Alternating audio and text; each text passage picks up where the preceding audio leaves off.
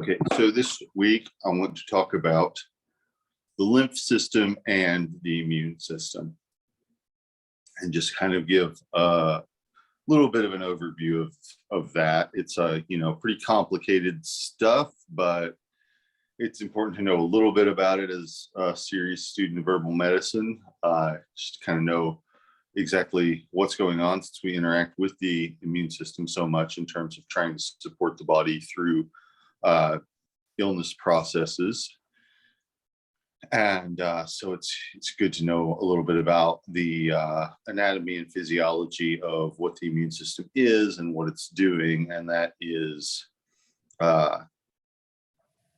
inseparable from the lymph system. It's pretty closely related to a lot of other systems too, because all the systems work really closely together and have considerable overlap between their functions. But the lymph system provides a lot of the physical structure for what we think of as the immune system, which is less a physical system or organ system than the digestive system or the respiratory system, for instance. It's spread throughout all parts of the body, and it's more to do with a set of cells and functions, but the lymph system comes into it a lot. So I'm going to start with the lymph system. Lymph is a clear fluid in the body that moves through lymph vessels. It's a separate, not really completely separated, but it is a distinct set of vessels from the circulatory system that carries the blood and oxygen. And the one really big difference is that the lymph system circulates or moves, the fluid moves around more passively. There isn't a pump like the heart to move everything. There's just the movement of the body mostly is what causes it to move. And things like probably heat and different temperature closer to the surface of the body, and warmer temperature closer into the core of the body might make a difference as well. But it's not being pushed, it's just kind of sloshing around. And so this lymph system contains a lot of fluid, and it contains cells that are stored in lymph nodes. Lymph nodes are sometimes also called lymph glands. When somebody talks about swollen glands in somebody's neck, that's what they're actually talking about, lymph nodes. So there are lymph nodes throughout the body. Most of them are tiny, sort of maybe the size of a popcorn kernel or a bean or something like that. There are certain clusters of them, areas where there are more of them than others. There are lots of them in the armpits. There are lots of them in the groin and around the pelvic area. There is a sort of a string of them that runs up through the midline of the abdomen and chest. And there's a line of them on each side of the neck and under the jaw, and also in the back of the throat, and palpable. So those are all some areas where lymph nodes are especially noticeable because they're close to the surface and because there are a lot of them. And so lymph nodes can be said to be reactive or reacting when there's swelling in them. And what's going on is that they're releasing cells to fight infection. So that infection is usually in somewhere that is connected more closely to that lymph node. So if somebody has an infection in their arm or in their chest, they'll get swollen lymph nodes in their chest or their armpit, for instance. So there are certain lymph nodes like behind the ear that react when there's an infection in the ear, for instance. So they can be a noticeable clue as to when there is some immune system activity going on in the body, some more than normal immune system activity going on in the body. Uh,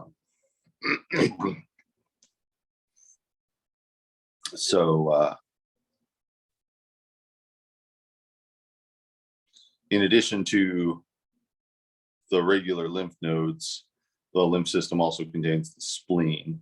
Spleen, you can think of the spleen as being like a giant lymph node.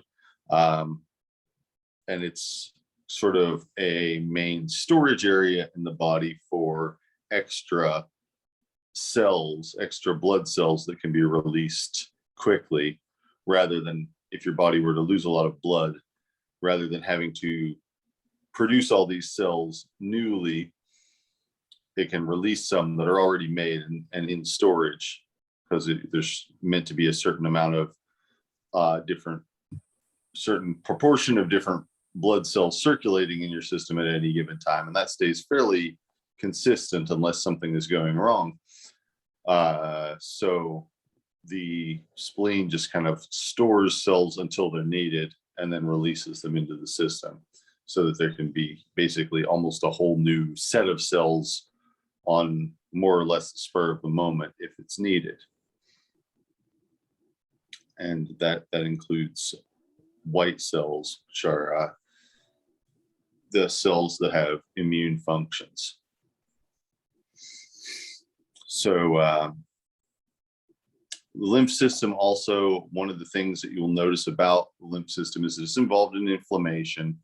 And when things are not circulating in the lymph system the way they should be, either because there's too much inflammation or because of physical blockage, you get what's called lymphedema, which is swelling that's caused by the lymph not circulating correctly. Mostly would see that in someone's legs or areas where the lymph would tend to collect as a result of gravity. So, ankles, feet, when you see somebody whose legs don't have any discernible ankles because they're so swollen, that's usually lymphedema.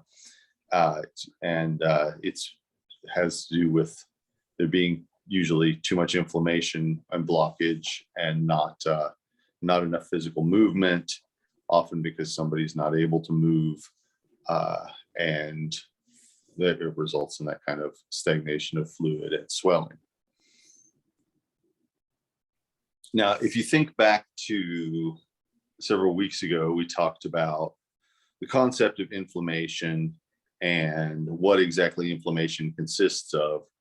And because inflammation plays a role in immunity and in the functioning of the immune system, I want to just kind of go over that a little bit really quickly before moving on. So inflammation consists or is kind of recognizable by swelling,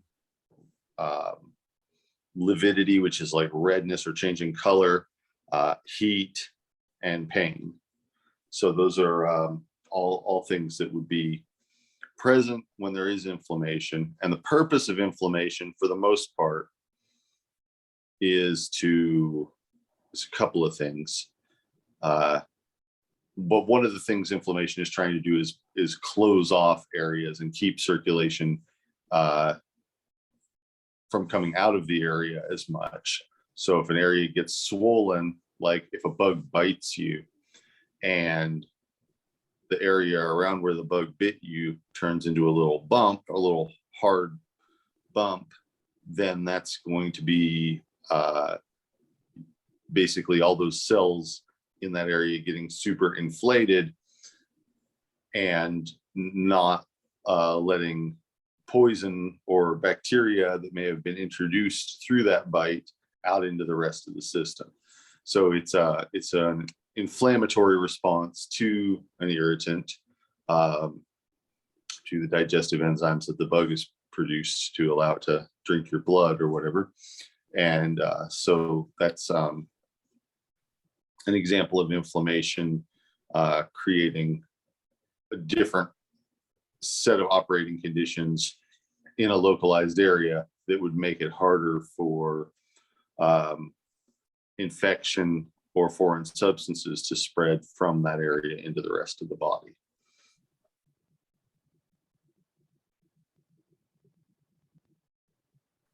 And the immune system actually uses inflammation all the time as a tool to help regulate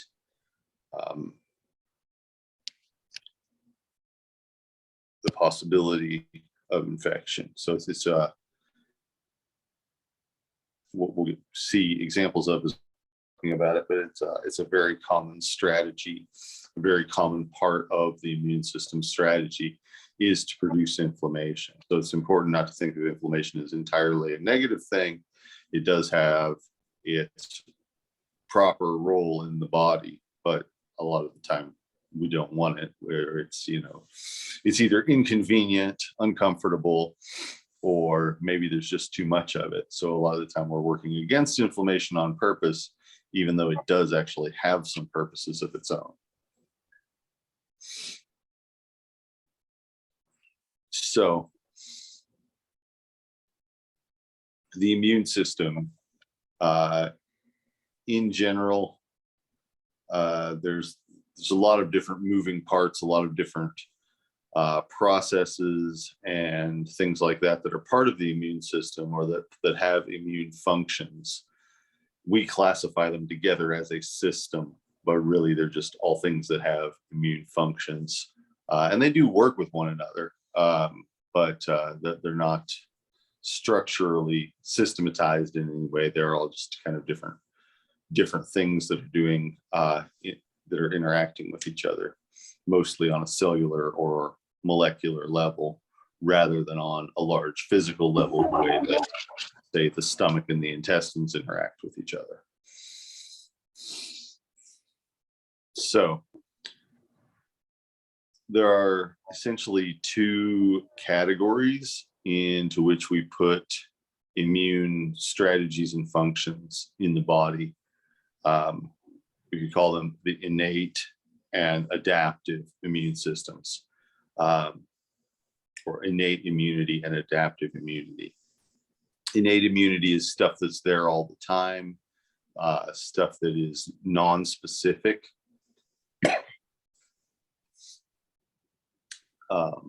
Some people would say it doesn't change throughout your life, but I don't really think that that's very accurate at all. But it's sort of stuff that's just kind of there as a baseline in your physical functioning. And then there is adaptive immunity, which is the sort of thing where you've had an illness before and you develop a resistance to it. You adapt to a threat or an insult to your immune system by developing some immunity to it, some resilience or tolerance to it, that may keep you from, in some cases, may keep you from even having anything that outwardly looks like an immune response, because it's keeping things from ever getting to the point where it's a noticeable response. I'm going to talk about innate immunity first. Innate immunity is just kind of your body's basic defense system against infection. So the first line of defense kind of is physical barriers, keeping bacteria, viruses, fungi, whatever, from getting into your system. Parasites also, keeping them from getting into your system in the first place. And so the skin is part of that. The skin is the biggest physical barrier that we have.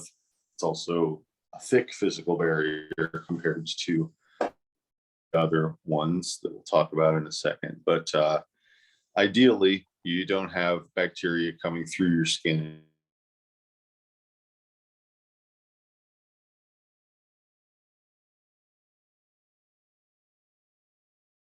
Be introduced through that hole into the bloodstream or into whatever, the muscles, various other structures. But for the most part, the skin is a pretty strong barrier to keep things like that out. And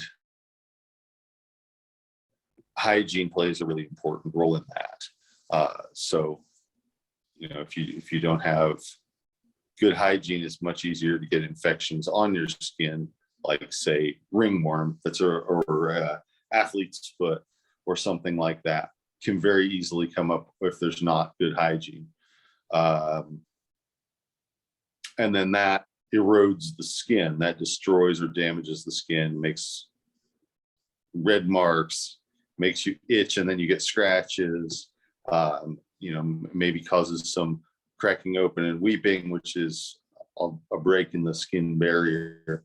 So any kind of thing like that can lead to a secondary infection where the results of one infection is opening up the door to another one.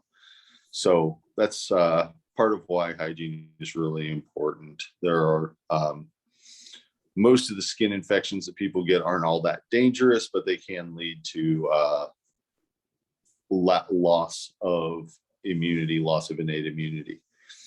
There are some that are dangerous too. Staph can be dangerous, for instance. So that's about there being a barrier between the environment and the person. And in different environments, there are different pathogens that are sort of endemic to those environments. If you are in a desert type of environment, you get maybe different bacteria and funguses and things like that in the environment than you would get in a swamp or in a damp environment.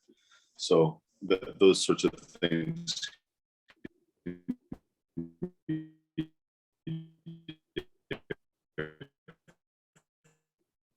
different and types of condition tend to produce more funguses, that sort of thing. So that's also an important reason why basic first aid and wound care is really important, is because if you have a skinned knee and you have good hygiene and clean clothes and a clean environment and things like that, then it's really not that big of a deal.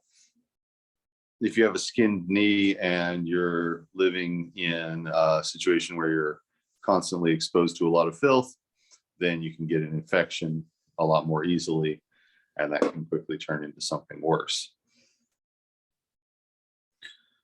So besides the skin, there are a lot of other surfaces of our body that come in contact with the environment, and airways are one of those. Sinuses, the ears are all coming in contact with the environment and don't necessarily have skin in the usual sense of the word to protect them. They have mucous membranes, which are perpetually wet, thin layers of cells that produce mucus. In the case of the ears, they also produce earwax, that's in the outer ear where there is actually skin, but that's another sort of barrier. The mucus is a sort of barrier. The earwax is a sort of barrier. They both act to trap dust and trap pathogens and allergens that come along. So one of the body's forms of innate immune response is to have sensitive responses in those mucous membranes, where if you're breathing in dust, it's going to make you sneeze, and that's going to maybe blow things back out of your sinuses rather than letting them settle there and start causing an infection. If you've got a lot of mucus being produced, that's also going to wash things out when you blow your nose, or just as it runs out, it's going to take bacteria and other things like that along with it. So that response where the goblet cells produce mucus and kind of rinse out the mucous membranes and maybe trigger sneezing, or if it's further down in the airways, coughing, to expel things physically, that's all part of the innate immune response. And if you have a strong innate immune response, you're less likely to get noticeably sick with anything. Although if it's too sensitive, then you might get an overwhelming congestion of your sinuses in response to something that wasn't by itself pathogenic or problematic, like pollen, or like even mold spores. Right now, a lot of them are happening because tree leaves are starting to fall, tree leaves are starting to decay. The mold spores that break down the tree leaves, they're really not pathogens normally. They're not something that would be likely to cause an infection in a person. But if you breathe them in, your body doesn't necessarily know that. It's not specifically recognizing them as pathogens. It's just recognizing them as a foreign substance, which could be a pathogen, and having a response to it, which in some people is minor, trivial, and in other people it can be, really bad allergies. So, depending on how oversensitive the immune system is, it can create problems rather than just solving them.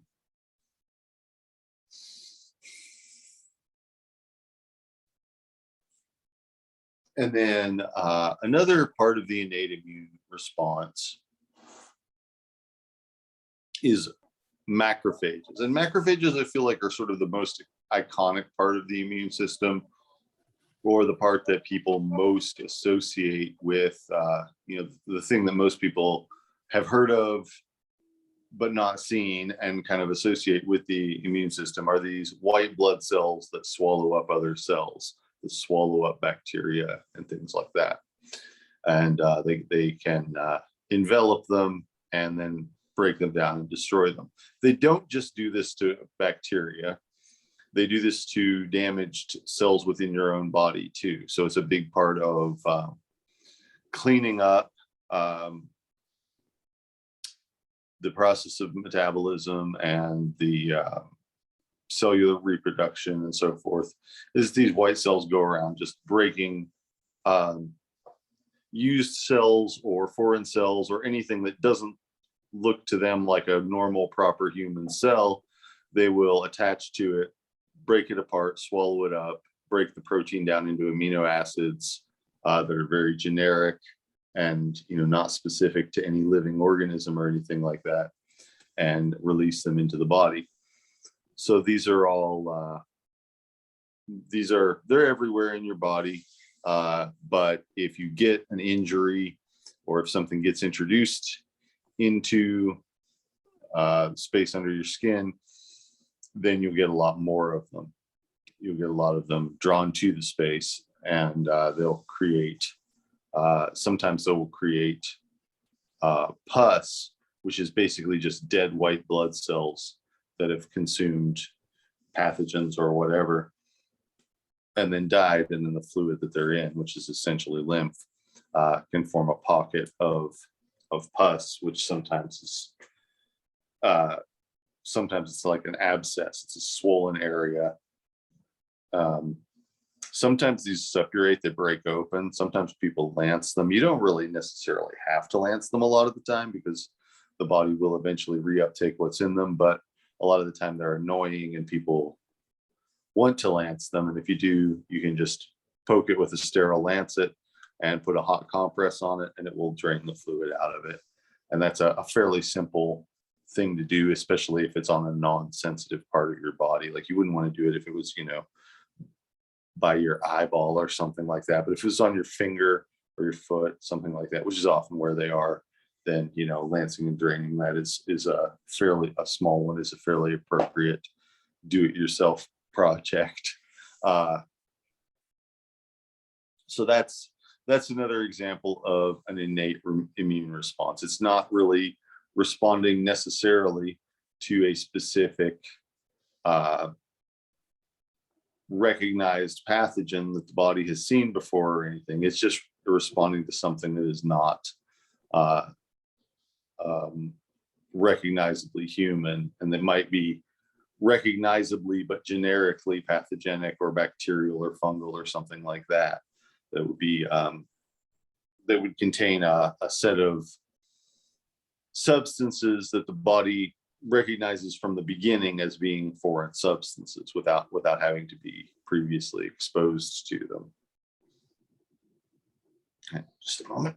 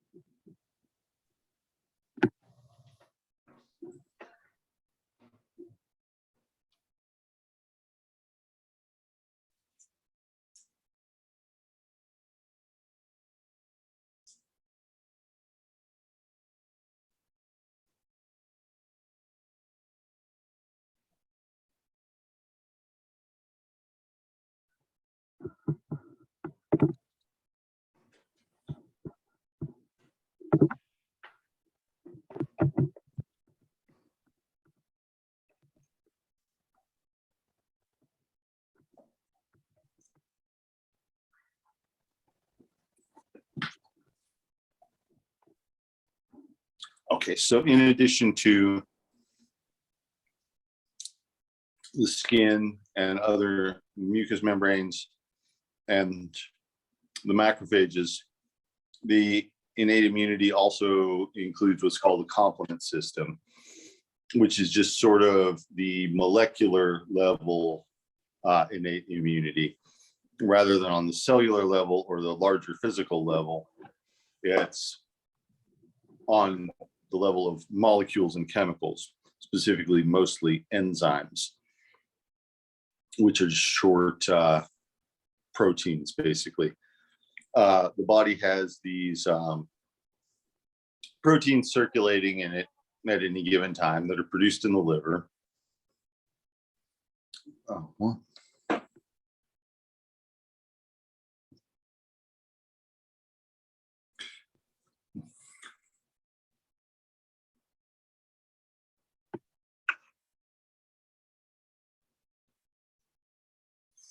That are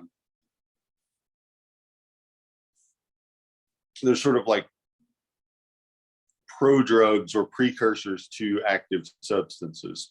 And when certain triggers happen in the body, when the immune system gets triggered by a pathogen, a bacteria, or something like that, these proteins break apart into smaller proteins that are more active that are signaling molecules, basically.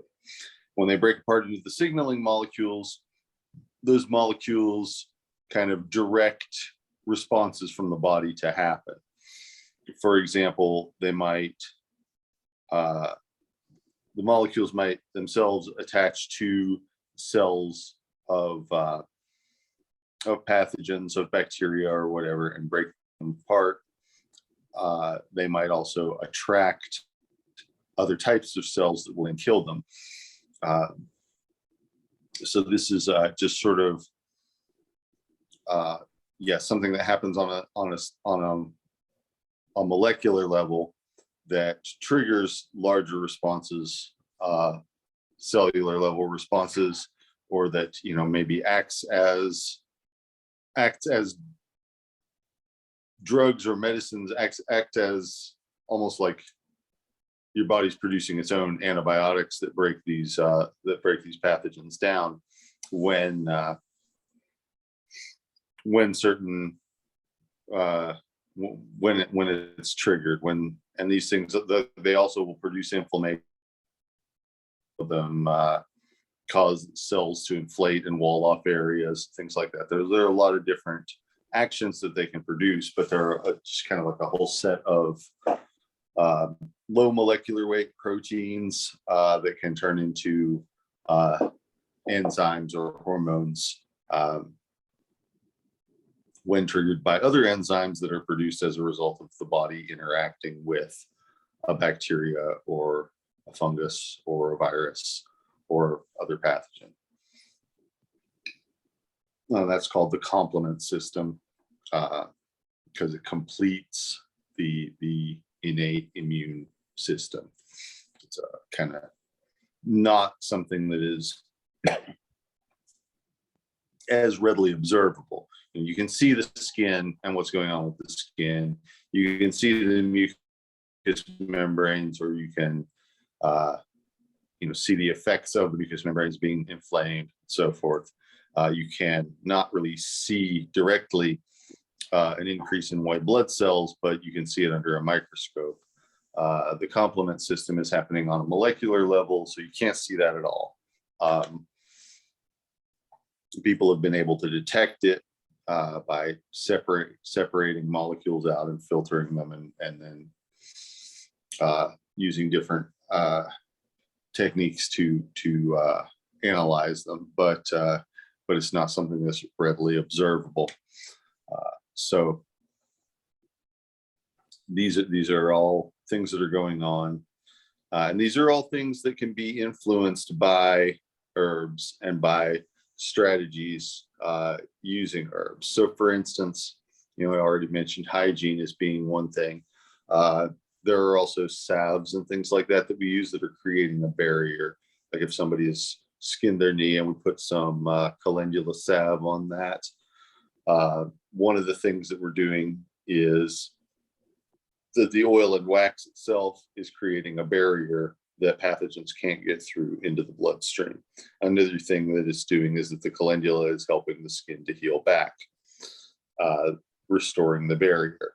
So these are ways that we can try and influence the innate immune structures and functions.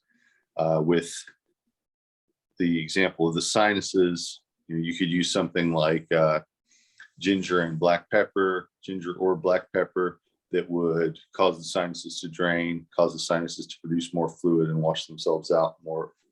Or you could do something like ephedra that would dry up the sinuses and relieve sinus pressure, but not really create more innate immunity there, but maybe fix the mess created by innate immunity if somebody was having a lot of sinus pressure and sinus headaches and things like that.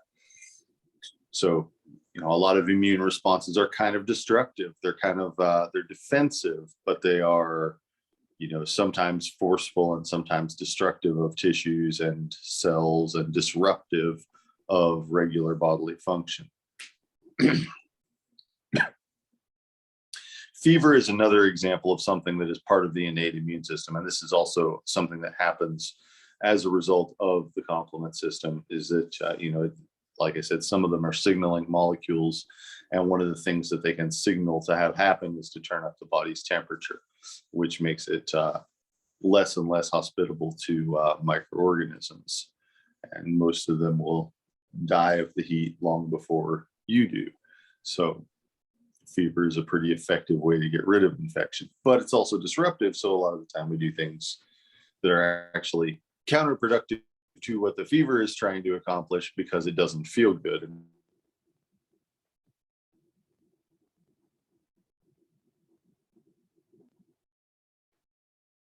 Days, but I want to take something to relieve the fever so I don't feel so bad. Really, they might get over it faster if they just laid in bed and had a fever, but they might like that less. So all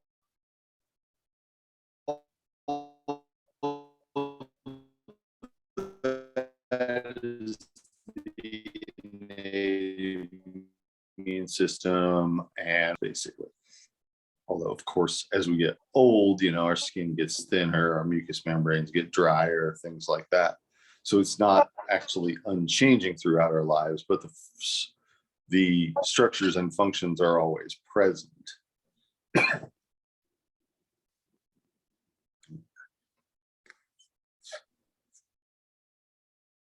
I'm breaking up some, sorry. I am not quite sure what to do about that.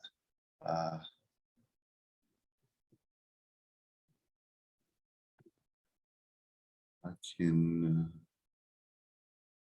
let me try seeing if opening the door helps any.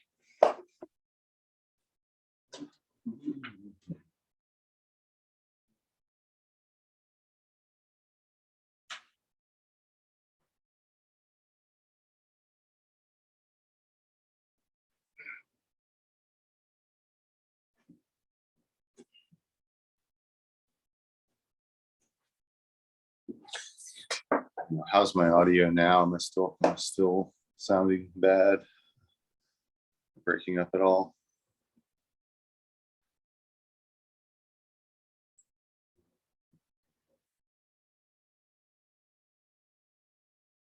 All right. Well, hopefully that'll help some. I don't know.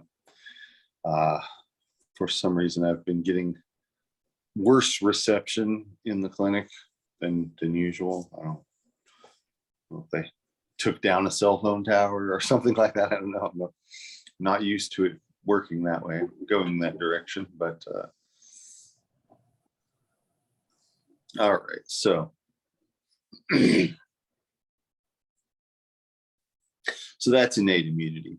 And then I wanted to talk next about adaptive immunity. And adaptive immunity is kind of, been a lot on everybody's mind in the last couple of years. And it's also sort of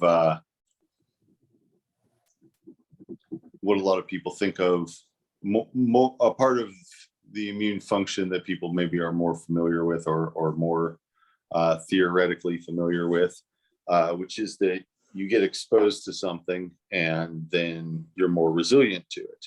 And people have noticed this forever, since prehistoric times. And they've also noticed that it's, applies especially to certain illnesses. To other illnesses, it kind of doesn't apply as much. But there are things like whooping cough, where if you get it, you might not get it again. You might eventually, but you're less likely to get it severely. But if you get it as a small child, it can be kind of a very obnoxious, disruptive illness. Just kind of makes people cough a whole lot. So this is what vaccines are attempting to induce. And it's also, what people, when they're talking about being immune to something because they've already gotten it, that's what they're attempting to do too. And, some things, with some things, it just doesn't work that well. With some things, it's kind of a mixed bag, and with some things it works really well. Chickenpox is kind of a classic example, although it's less of a good example now than it used to be. It used to be pretty reliably the case that if you got chickenpox once as a child, you wouldn't get it again, except maybe when you were very old, you'd get shingles, which is kind of a recurrence of the same viral infection. That doesn't really, the virulence of it has changed over the course of the last few decades. So now, whereas once it would have been unheard of for a young person to get shingles, it happens now. And so, that's changed some, but smallpox was another example. Smallpox was people were very good at maintaining immunity to it once they'd been exposed to it. And that's why it's worked so well to do things like variolation or vaccination, where people got exposed to it, or in the case of the vaccination, a kind of a surrogate for it.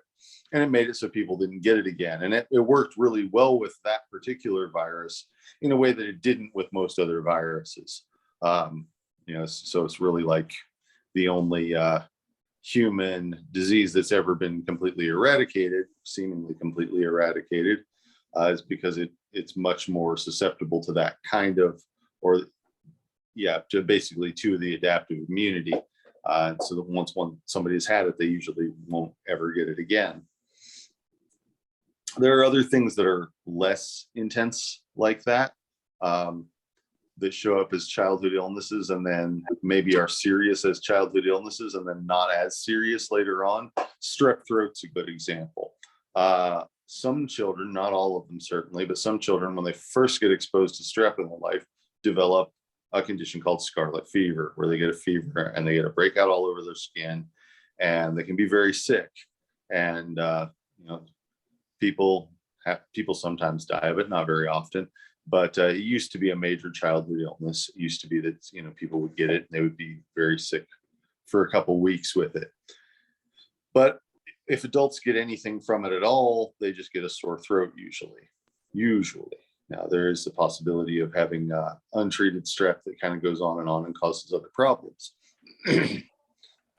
including an overactive immune system. But for the most part, it's not as historically has not been as noticeable in adults as it is the first time people got it.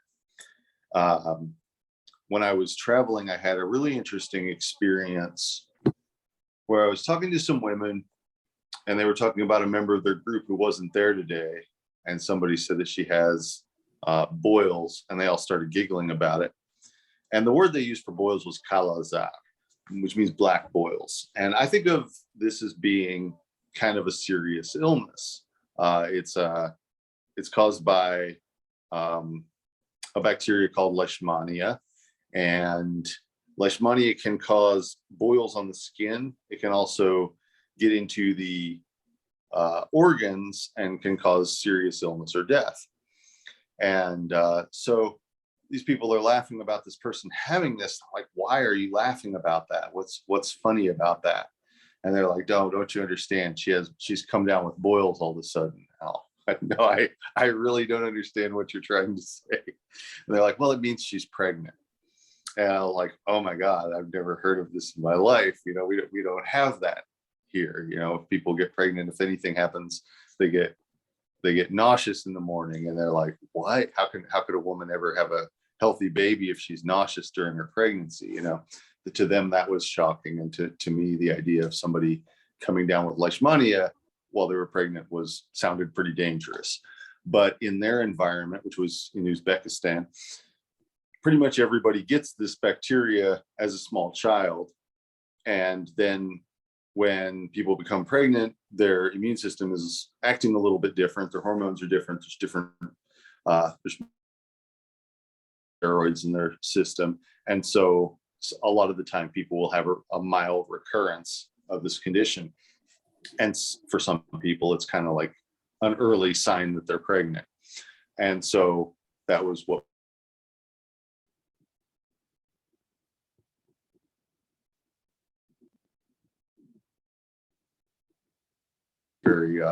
very surprised by it. And, you know, also kind of surprised that people in Uzbekistan weren't familiar with the idea of morning sickness either, because it just seemed like, you know, I didn't realize that was a cultural thing, that was, you know, specific to any particular way of life, but apparently it's not something that happens everywhere.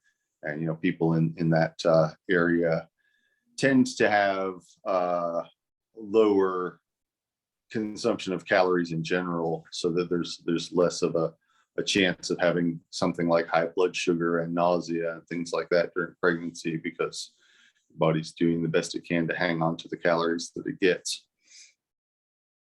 And so that's probably part of the reason why. Anyway, yeah, it can change based on some things like pregnancy, or certain medications can make a big difference to it. Some herbs too can kind of suppress immune function, or particularly suppress adaptive immunity, so that there's not as much of a response. Hang on a second.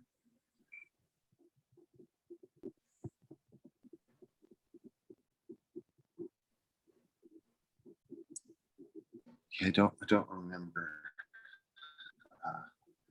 if scarlet fever was what she went blind from. The thing that I always think about scarlet fever in literature is the Velveteen Rabbit, and the child gets scarlet fever and they decide to destroy all of his toys, which is, you know, actually pretty unnecessary.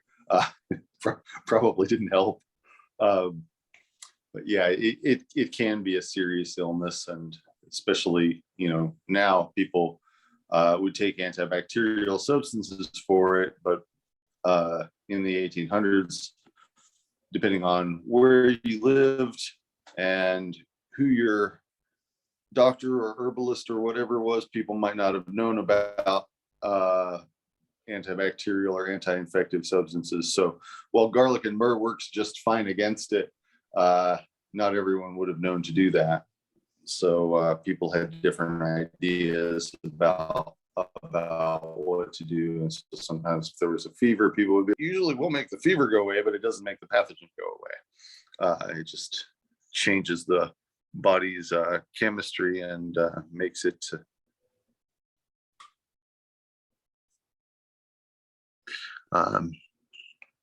you know, breaks the fever.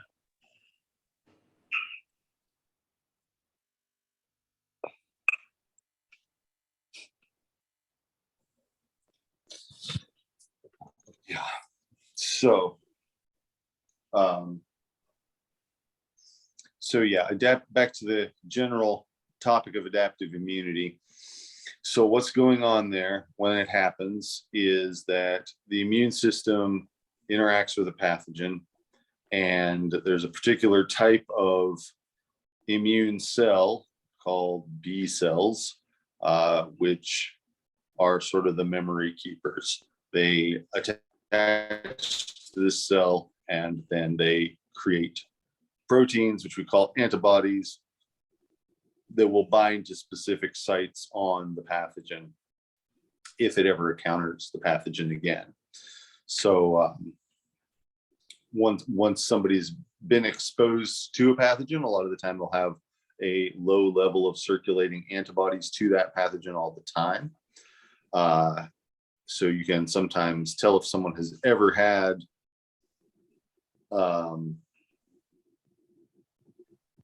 for instance, Lyme disease, based on whether they have circulating antibodies to Lyme disease, which they would be expected to have even if they were exposed to it years ago. And then if there's active infection, usually those circulating levels of antibodies are much higher.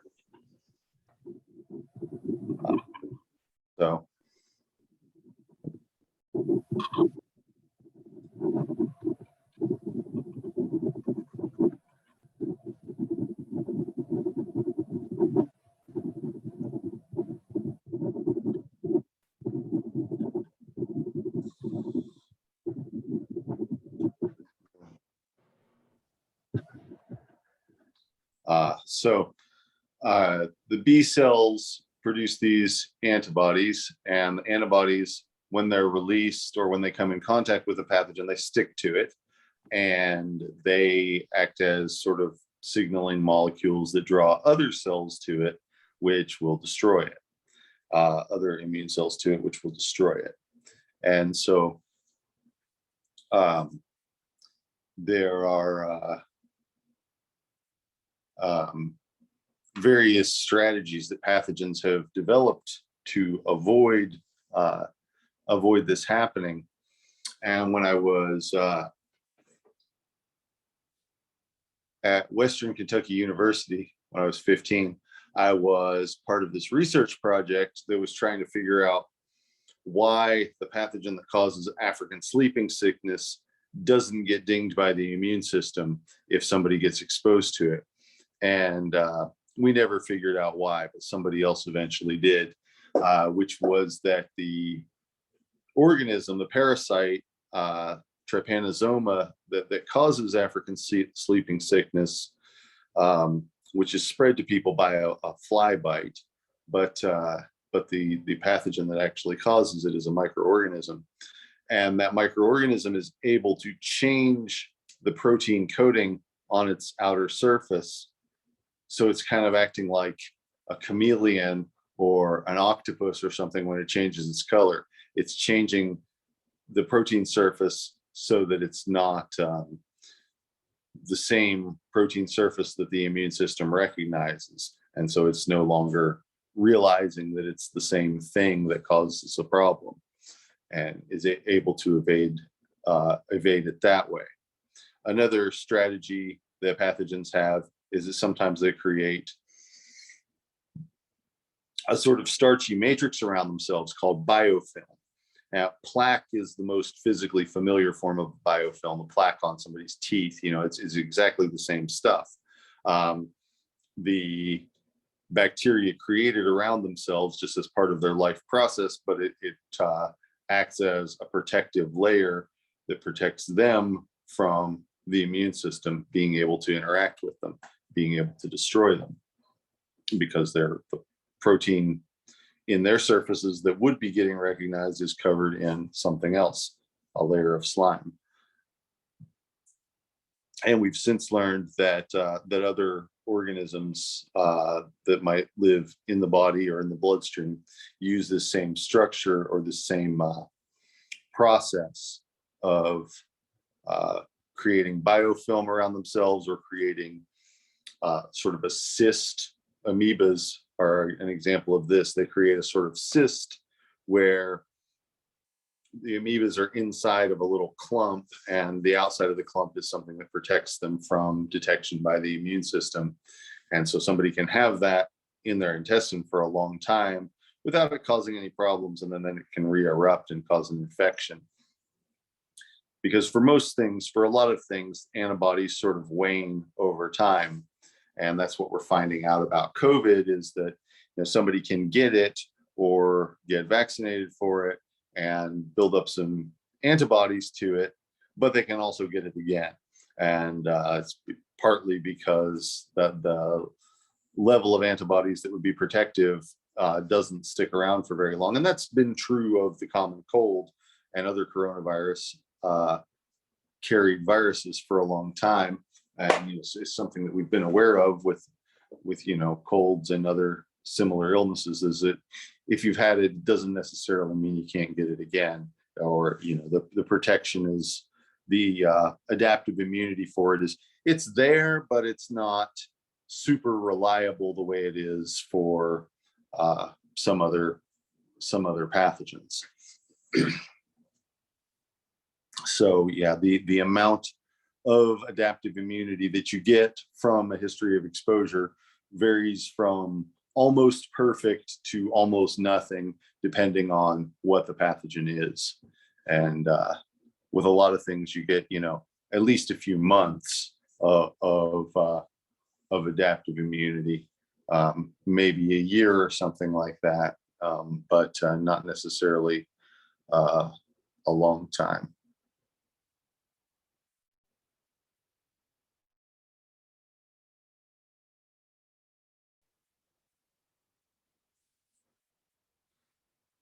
Let's see. I think yeah, I think I might try moving to a different room and see if people can hear me better.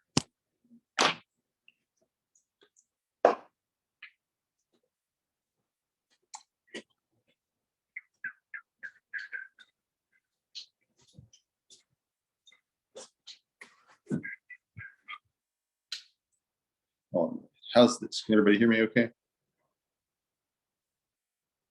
Or not? I can hear you. Good. All right.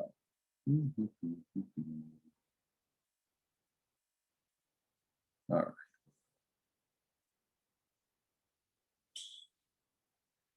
So any questions about the lymph and immune system? Yeah,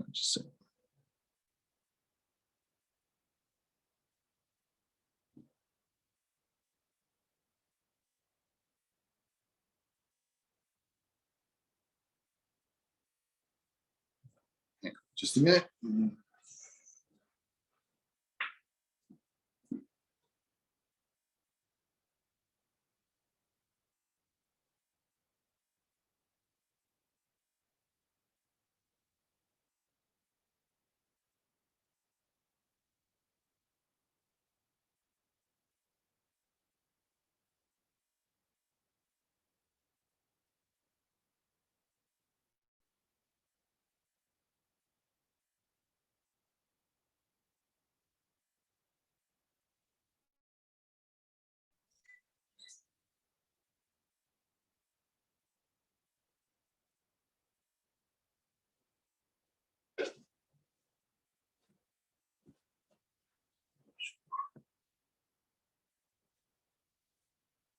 All right. So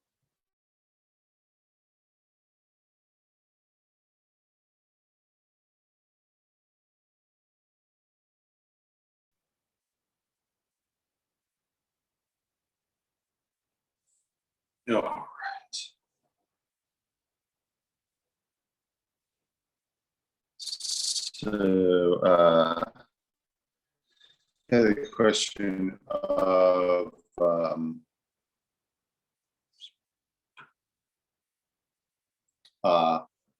with cold sores, what's going on with those is that sometimes people will have they're caused by a virus, and the virus is there all the time, but under certain circumstances, especially like stress or lack of sleep, the body's producing more steroids, more cortisone, and the cortisone is an anti-inflammatory, and because it's suppressing inflammation, it's kind of dampening the complement system that we talked about earlier, where the body is signaling to the immune system. And because of that, if your cortisone levels go up, as happens during times of stress and loss of sleep, then your immunity goes down. So something that might be there all the time but not causing any problem can suddenly break out into the immune system is not functioning and is happening to downregulate the immune system. Specifically, the body is producing a lot of anti-inflammatory substances in the form of corticosteroids from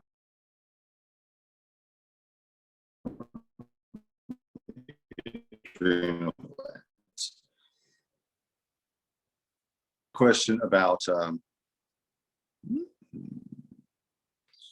for adaptive immunity to COVID, how long of a lead time with herbs such as elderberry, lemon, just needed to build it up. So not very long. So elderberry starts acting pretty much right away, and elderberry is influencing, modulating these substances called cytokines. We don't know what all elderberry is doing, but part of what we know about that elderberry is doing is influencing substances called cytokines that are signaling molecules. So it's kind of getting the body to have an immune response. It also contains antioxidants, which are going to sort of regulate the inflammatory part of the immune response. So, you might, if somebody takes elderberry when they're a little bit sick, they might get like a raise in their body temperature, which is part of the elderberry signaling to the body to turn up the temperature. And then they might also get,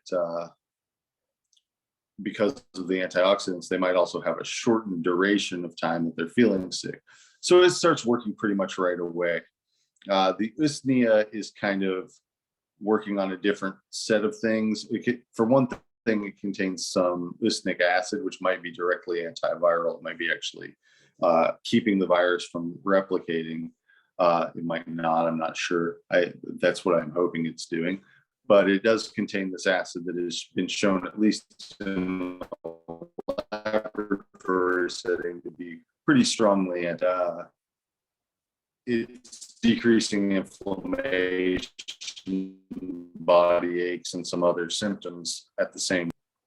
And then at the same time, it contains a substance called beta glucans, which are absorbed into the lymph system and which sort of feed the immune cells.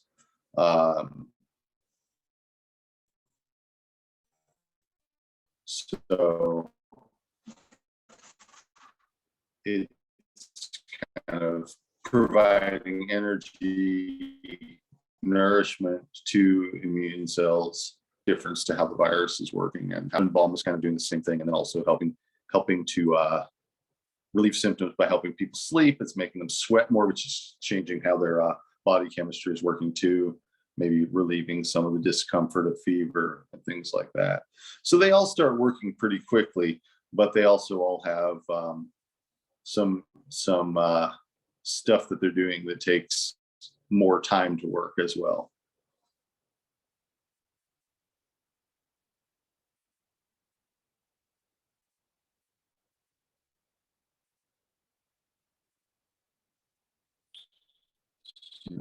So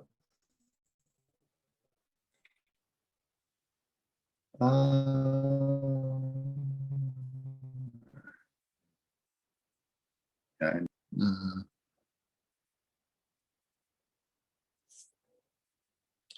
if I were going to go to a crowded event, I would probably, if I were planning on being at a crowded event, I would try and limit my exposure by limiting how long I was at the crowded event, and also probably by masking. And I would consider both of those potentially more effective than anything else I might do. But as far as taking immune boosting stuff, I would probably start at least a week ahead of time if I knew when it was. As it is, I've kind of been taking immune supporting stuff on a daily basis for a couple years now, pretty much nonstop, because I mean I have it, and I'm around sick people all the time, and I've always done that during flu season. I've always done that this time of year, even before the pandemic. It's not an entirely new thing for me to start doing it, but yeah, if I knew I was going to be at some sort of a crowded event, I might actually use echinacea starting about a week beforehand, because that gives a sort of a different kind of boost to the immune system, where it's signaling the immune cells to be more active. And that's sort of like, I think I've said this before, but I think of it as being like coffee for the immune system, where it's kind of making the immune system work harder for a short period of time. Okay.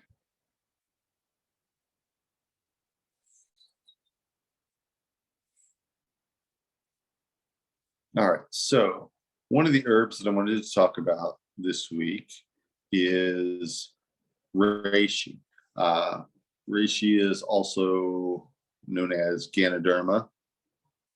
There are a bunch of different kinds of Ganoderma, and they may not actually be genetically different species. They might be more like different varieties based on how and where they're growing and that sort of thing.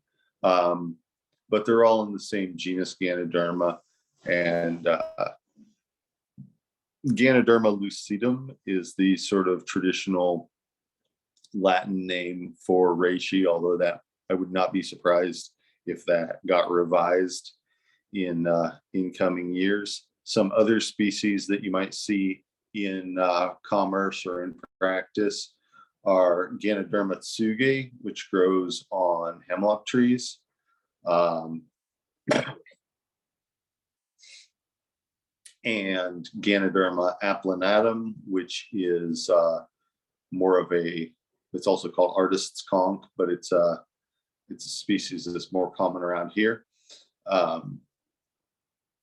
These are all shelf fungi that grow on wood, they grow on trees or on dead trees sometimes.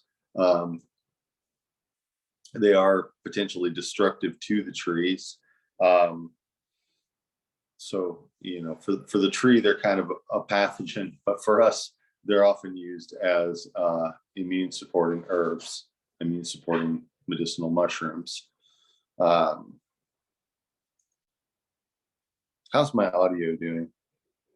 For a minute there, I only had 1 bar. Now I'm back up to 5, and I'm sitting in the same spot, and there's really no reason for any of that. So I apologize if the sound quality is really inconsistent right now. Oh yeah, write down the terms.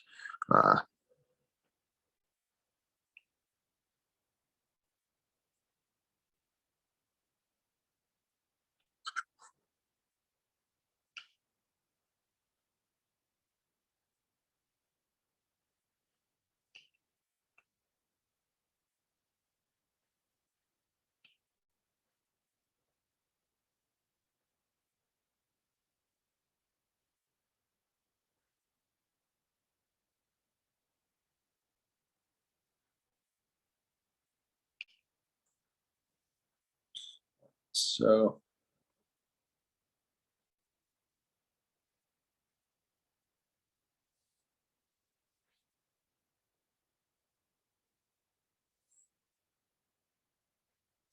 yeah, what I'm about to talk about is does apply to artist conch as well as other varieties of Ganoderma. I would never call artist conch reishi, but some people do.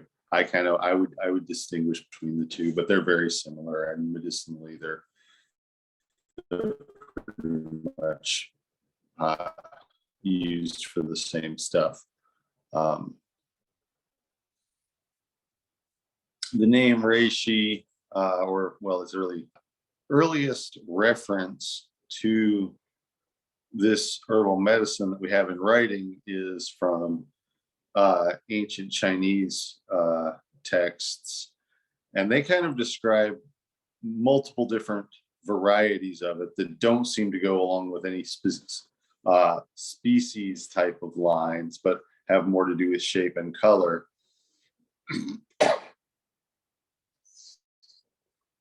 And their descriptions of how they work sound kind of metaphysical to me, and I'm not exactly sure what they mean by them. They talk about it nurturing the essence and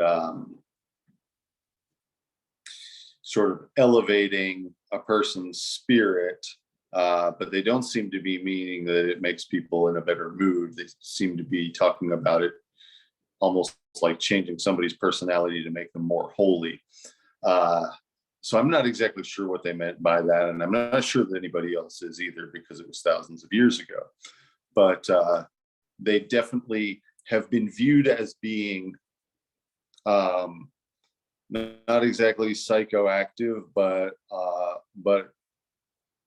as changing how people's minds work in a sort of way, or changing how people's spirits work. In modern practice, there's a lot of focus on using them for immune function, though, and that's been looked into a fair bit by Paul Stamets and some other people that have looked at the chemistry and exactly what's going on a more molecular level. So these mushrooms, like pretty much all medicinal mushrooms, and a lot of other foods as well, they contain these substances called glucans. And glucans, especially beta glucan and alpha glucan, are the two that people mostly look at. They are what people call immunopolysaccharides. They are starch nurture the immune system. For a while, there was a misconception that these weren't really able to get from the digestive system into the bloodstream, and that you would have to inject them if you wanted them to do what they're supposed to do.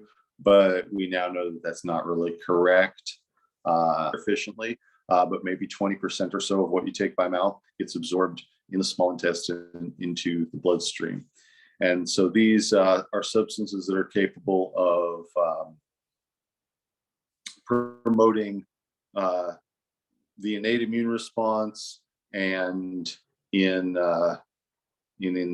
case of if there's already adaptive immunity, they're capable of supporting that response. They're not really capable of providing adaptive immunity to anything, but they're capable of supporting immune responses. They don't tend to promote inflammation, though. They don't tend to increase inflammation.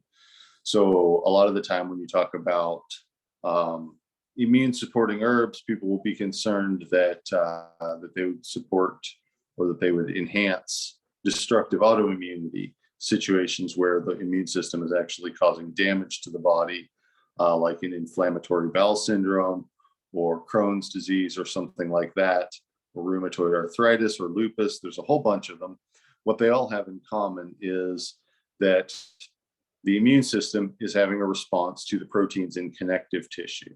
And connective tissue is just kind of like stretchy, gristly type tissue in the human body. There's a lot of it. Joints are made out of it, cartilage, lungs, tendons, things like that. Those types of tissue, and there's some in the skin as well, those types of tissue sometimes get attacked by the immune system. And there are different ideas as to why, but basically nobody's completely sure. But sometimes in some people, and it does run in families, so there's a genetic component to it as well. There is destructive autoimmunity where the immune system is causing damage to the body. And so when you're promoting immune function, you always have to, consider that if somebody has a condition like that, that it might potentially make it worse. Although with reishi, it doesn't tend to do that. So it's actually some people have described it as an immunomodulatory meaning that it modulates the immune system. It can change it you can change it up or down, basically. It can make a stronger immune response, but it can also make less inflammation. And part of that is that maybe it's just promoting the parts of the immune response other than inflammation, which would reduce the need for inflammation in the body. And then another part of that is that there is a mechanism by which the body is recognizing self versus other, what people might describe as host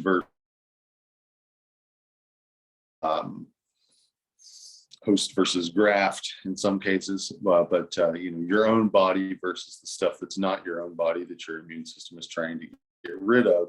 And B cells and T cells, which are both different types of white cell that are produced in the bone marrow and then stored in the lymph nodes, are kind of responsible for making that judgment or making that analysis on a cellular level.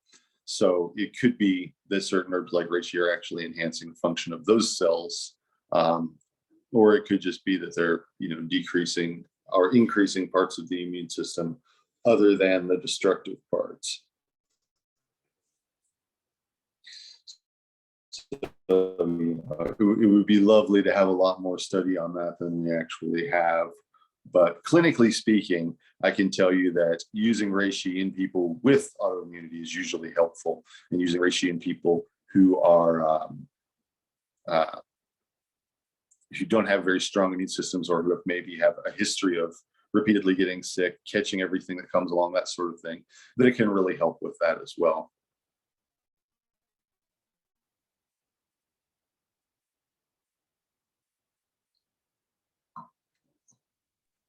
Hey, Andrew.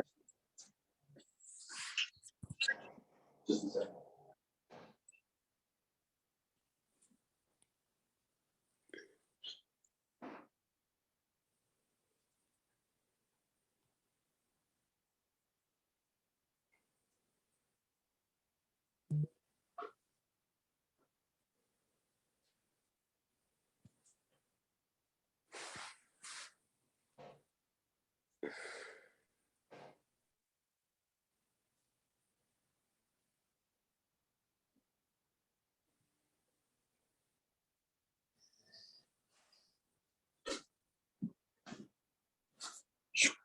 Hello.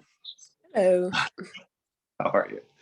Good. I have a question for you about reishi, and if you've ever had anyone complain of itching.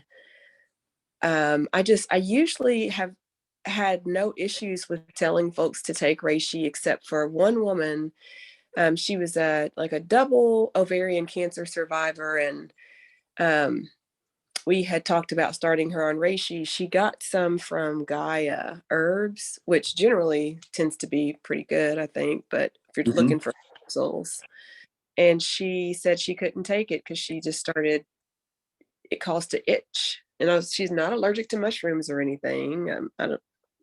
I haven't experienced that. I mean, it sounds like an allergic reaction. You could be allergic to reishi without being allergic to other mushrooms, because it's actually not a mushroom. It's actually a shelf fungus. So it's not like very closely related to the mushrooms people usually eat, even though it is a fungus. But yeah, I mean, with any given herb, there are going to be some people that it just doesn't agree with. And it's probably just, what you might call an idiopathic reaction, or just a weird thing, just something that, sometimes people will have reactions like that aren't very usual, but I haven't actually encountered that myself. Yeah, it was interesting. I mean, she stopped taking it and just gave it to somebody else to finish the bottle, but yeah, now what's the difference between, I know there are a couple other questions in the chat, so this is my last question. What are the differences between a shelf fungus and a mushroom? I must have missed that. Okay, so they're just kind of structurally different. They're different. It's kind of like they're different types of fungus. So shelf funguses tend to be hard, and they don't have gills. Like if you look at the underside of a mushroom cap, there's these little papery gills. Shelf funguses don't have that. They have pores. They just have like a hard, solid surface with a bunch of pores under it. Let me see if I have a shelf fungus here.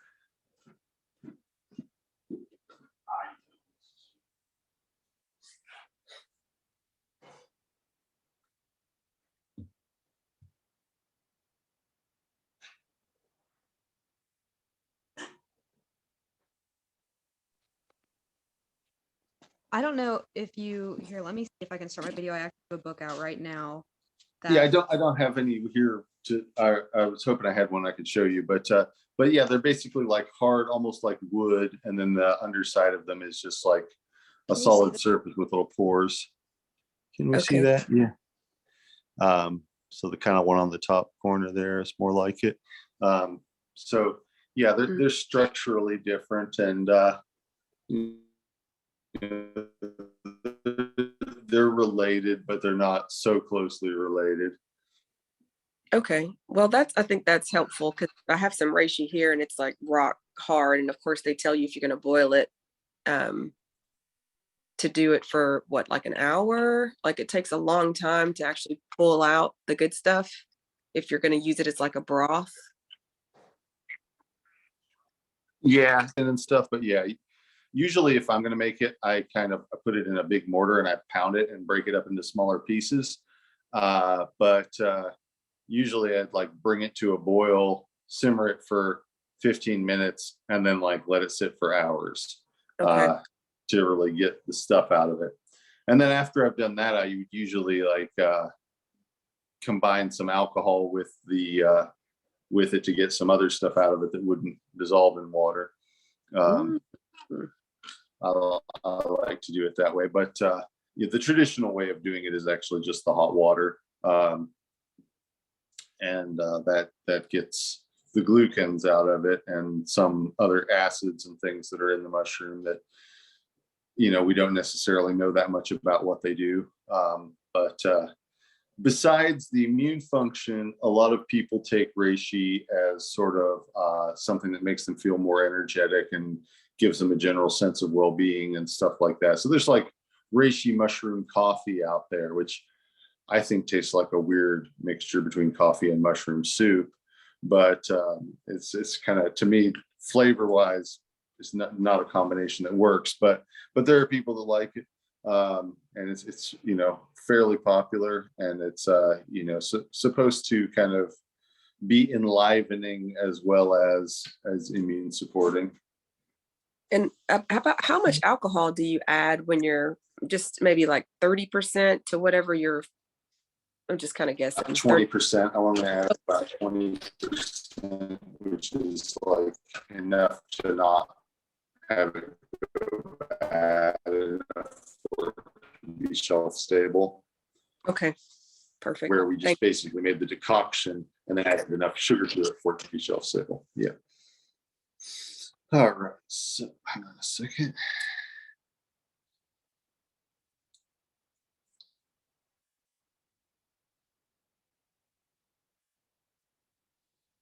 Is it possible to powder artist conch? Yeah, it's possible. It's not easy though. It's tough stuff.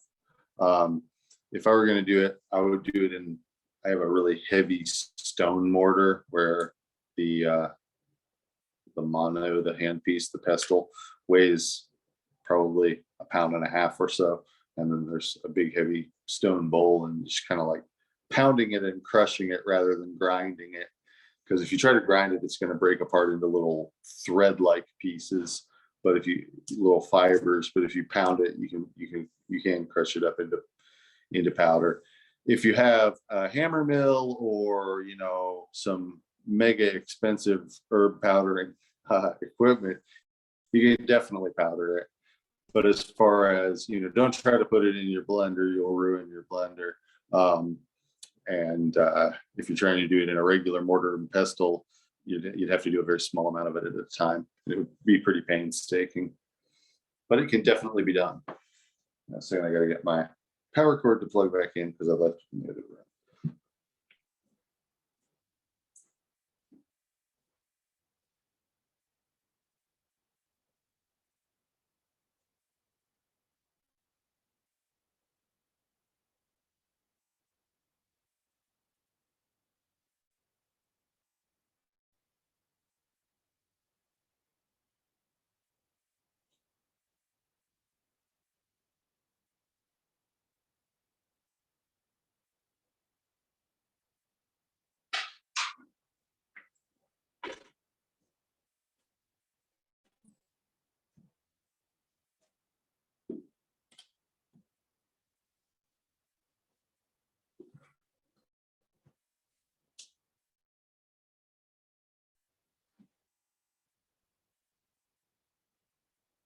Mm,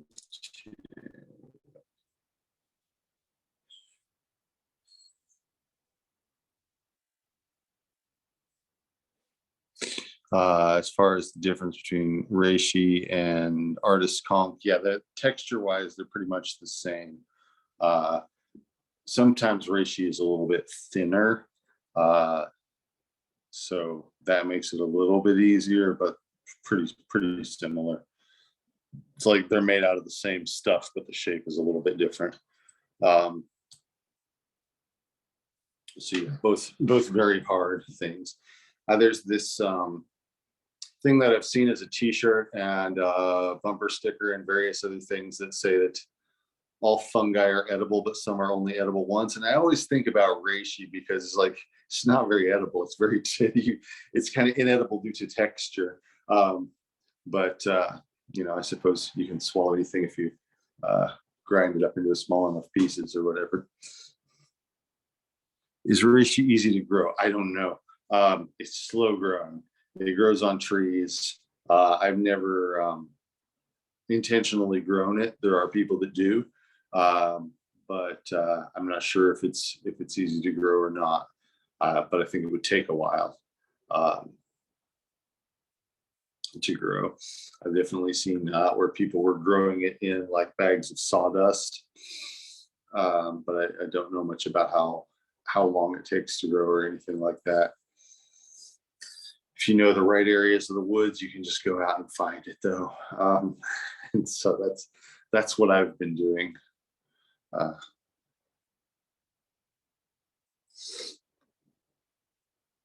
So,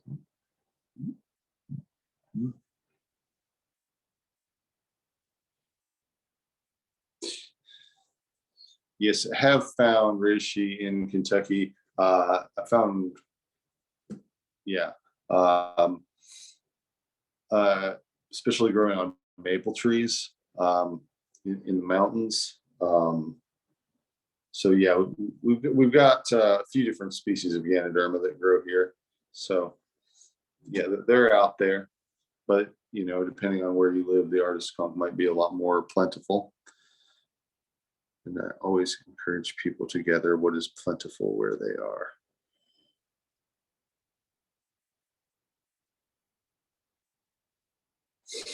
Where have I found it? Well, I think most recently I found some in Madison County. But yeah, like I said, it tends to grow on maple trees on hillsides. Well, maybe the maple trees tend to grow on rocky hillsides and the reishi grows on them. But red maple,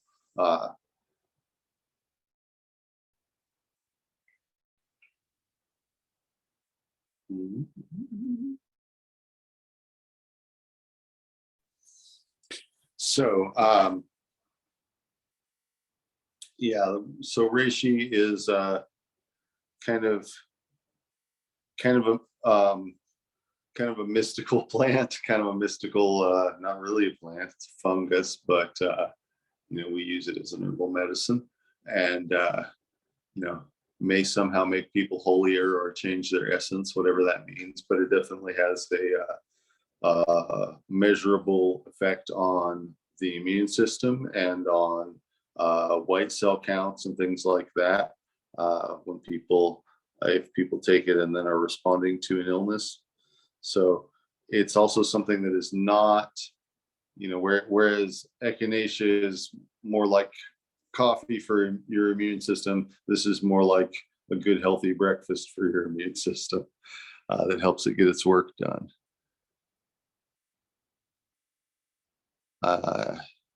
If you find a mushroom and don't know what it is, I might be able to help and I might not. So there are some mushrooms that I know and there are some that I don't. It's not quite like plants where even if I don't use a plant, I usually know what it is if it's a plant around here with vascular plants. But with mushrooms, the ones that I harvest, I know what they are. And some of the ones that look like them or grow near them or whatever that I've encountered while out hunting for the ones that I use for food and medicine. I know some of those too, but then there are a lot that I don't necessarily know, especially like there are a lot of little brown mushrooms that are hard to tell apart from one another. It's kind of like small tan colored, indistinct, and those can be harder to tell apart. But there are a lot of them that I do know. And, if you message one to me, I will either say that's such and such a thing, or I will say, I do not know what that is. There's also on Facebook, there's a Kentucky Mycological Society group, and there are people there who know more mushrooms than I do. And if you post pictures of mushrooms on there, they'll usually help you out with figuring out what they are. I always would recommend people to get a confirmation from a human or two rather than just looking it up in a book or on an app, because there's a possibility for misidentification sometimes. Having been fed a meal of allegedly edible mushrooms that turned out to be something else, I definitely would advise people to, exercise caution with that sort of thing. Make sure the person that you're getting a confirmation from knows what they're talking about.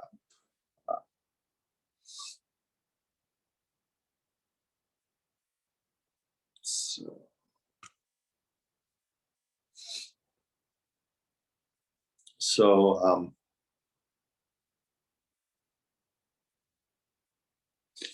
in addition to reishi, I wanted to talk about another herb today. I wanted to talk about caraway.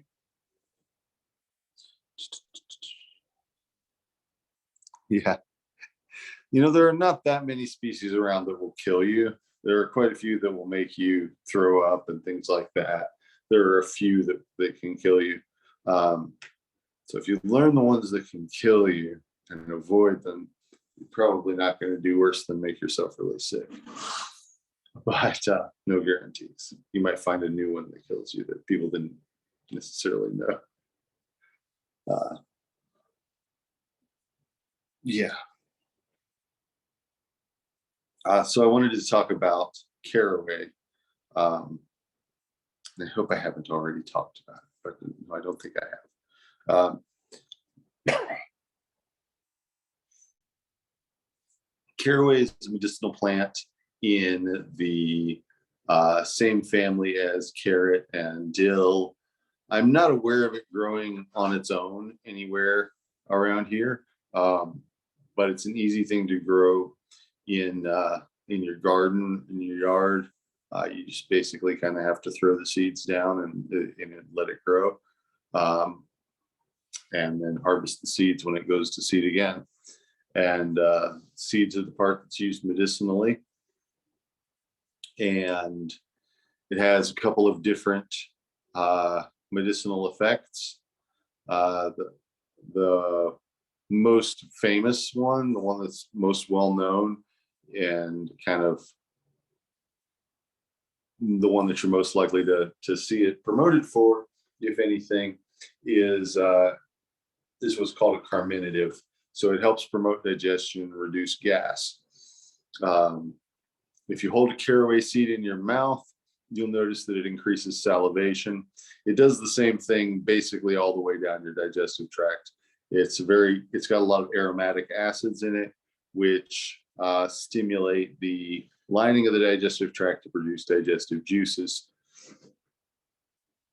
And it's relaxing to the muscles of the digestive tract as well. Somebody has a lot of gas or pressure in their digestive system, it helps to relieve that. People have used it for colic in small children, just by simmering it and giving a teaspoon of the tea as medicine. It's called gripe water, but it's a good, there are lots of different recipes for gripe water that have different things in them, but that's one version of it. You can also chew it to freshen the breath. Like I said, it will, stimulate salivation and things like that. It'll also kill mouth bacteria, and it has a nice smell to it. So just chewing on it can do that. Fennel's used in a similar way as far as that goes, and they're related plants, but fennel has a sort of black jelly bean type flavor that I don't really like, that a lot of people find objectionable. And caraway doesn't taste like that. It has a savory taste to it.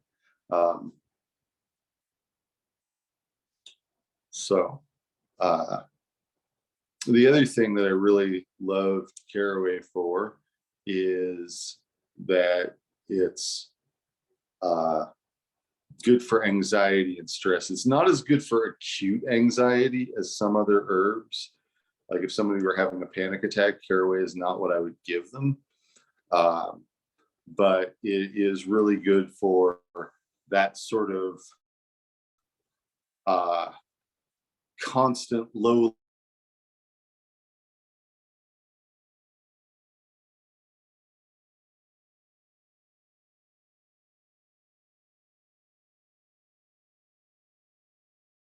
say that it makes their internal monologue, the internal conversation in their head sort of died. Not really, I don't really have a ongoing conversation in my head the way that some people say they do. But it's, for people who are just kind of constantly second guessing themselves and arguing with themselves inside their own head and things like that, it's really helpful for that. And if somebody's got the sort of anxiety that you would have from having a major life event like final exams coming up, or something like that, it takes the edge off for that. Makes things like that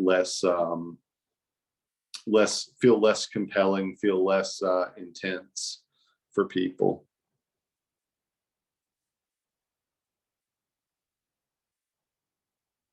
Yeah, it helps you get out of your own way. It helps you not be so wrapped up in the thoughts going on in your head. And so it's been used medicinally for that for ages and ages, but at some point people kind of just sort of forgot about it. And it was a very popular medicinal and culinary herb in England and in the English speaking world for centuries. And then for some reason kind of fell by the wayside, maybe as more exotic things came along or whatever. I'm not exactly sure why, but it's not,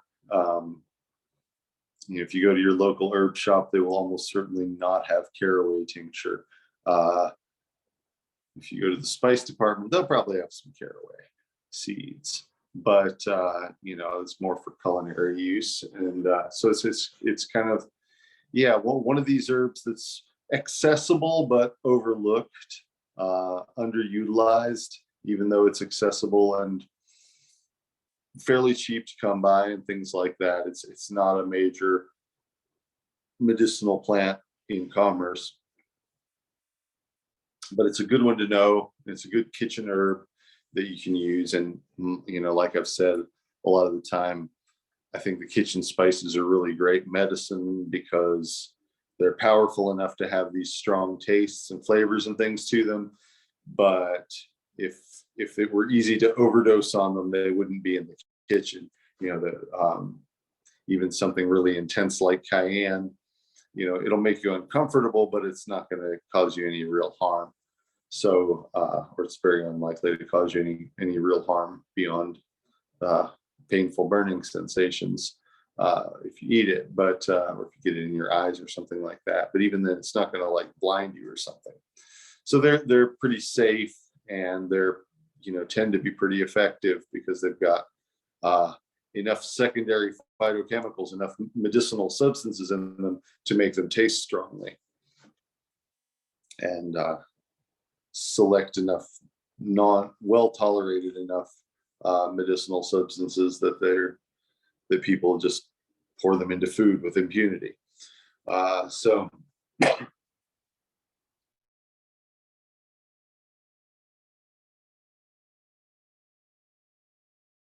you'll probably be, the only one using it, or it's not likely to become a big fad or anything like that, but it's good to know about. It's also just kind of mildly relaxing to the body, mildly decongestant. I wouldn't use it as an expectorant by itself, but I would combine it with other things like thyme or ginger to help out with the sinuses and with chest congestion and things like that.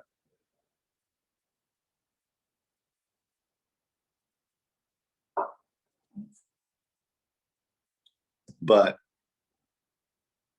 shouldn't use caraway if you're also using benzodiazepines, because it contains some substances that bind to the same receptor sites and might actually keep benzodiazepines from working. And because it's a lot less anti-anxiety, less powerful of an anxiety medicine than they are, you might get more anxiety than you would have had if you had taken the benzo and not interrupted it with the caraway. So there are situations where it's not the right thing to use, but on its own, it's very well tolerated and fairly effective, and it doesn't produce a whole lot of drowsiness. And I really like that, because even something like chamomile or lavender, skullcap, a lot of our anti-anxiety herbs make people drowsy, and caraway really does not do that. I have never noticed it making people drowsy at all. And so it's like a non-drowsy remedy for anxiety, which is kind of hard to come by, or at least there aren't as many of them out there. It's not actually hard to come by, because you can go and get it at the spice rack in your grocery store, but there aren't so many choices for herbs that will relieve anxiety without causing drowsiness.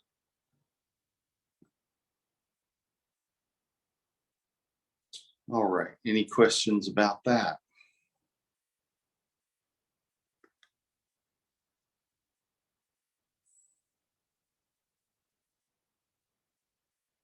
Have I ever seen anybody with mold allergies or sensitivities have an adverse reaction to reishi or other mushrooms? I don't think I have. If I did see that, I would assume that people with a lot of allergies are likely to be allergic to mold too, than about there being any real cross sensitivity between mold spores and reishi, because it's just kind of like you're not using the spores of the reishi or anything like that. Even if you were, they'd be pretty far removed biologically from mold spores. So no, I really haven't noticed that there's any kind of connection between the two. But it is possible to be allergic to just about anything.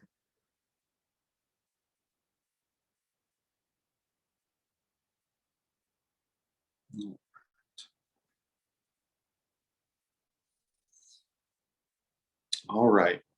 Well, don't forget that the 8th, we're going to be getting together and going out to Heisel Farm Park and looking at some medicinal plants that are growing at this time of year, and seeing what's going on with the natural world in fall as far as the cycle of medicine production goes. And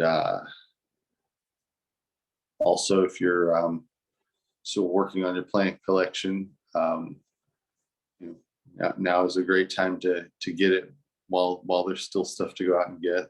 Lots of things like goldenrod and ragweed and snakeroot and golden alexanders and asters all in bloom right now. So lots of tall flowering meadow plants, and yeah, so still plenty of things to gather right now, although that might not be true in another month or so. That is kind of going to decline somewhat.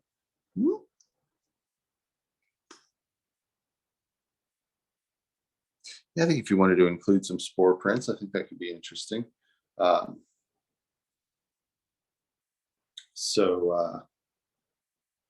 Yeah, feel free to if you have them and want to include those.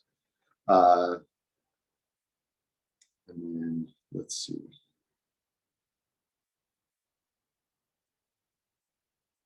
Okay, so after this, starting next Tuesday, we'll be talking, we've kind of worked through various different systems of the body, not really all of them or anything, but some of the main ones that you'd be working with at this stage of being a student of herbal medicine. So we're going to spend some time working on production, on different types of medicine making. And if you haven't already seen it, I put out a series of reels on Instagram about cherry gum and about making pastilles using cherry gum as a binder to hold together powdered herbs into a little pill type thing.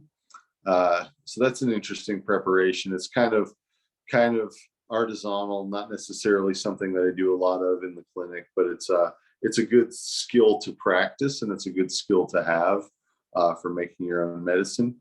And I would encourage everybody to check those out. Starts out with the cherry gum on the tree and then goes through the process into using it to make some tablets, some pastilles, which are like hand-rolled tablets rather than being pressed in a tablet press. So anyway, that's on my Instagram. Username is Clinical Herbalist on there. And I would encourage everybody to look at that. And yeah, so next week we'll be talking about some more medicine making techniques and kind of work on that aspect of things for a little while. All right. Any other questions before we go for the day?